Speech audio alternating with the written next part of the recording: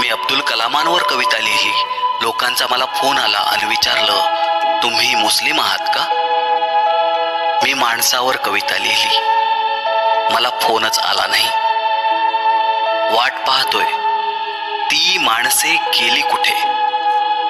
माणसाने माणूस मारून फक्त आणि फक्त जातच जिवंत ठेवली आहे.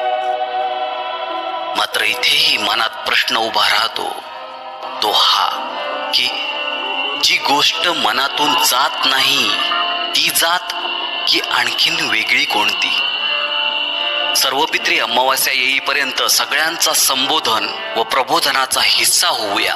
त्याऐवजी एखाद्या गरीब मुलाला अन्न देऊया, पुस्तक देऊया, त्याच्या प्रगतीचा हिस्सा होण्याचा छोटासा प्रयत्न करूया.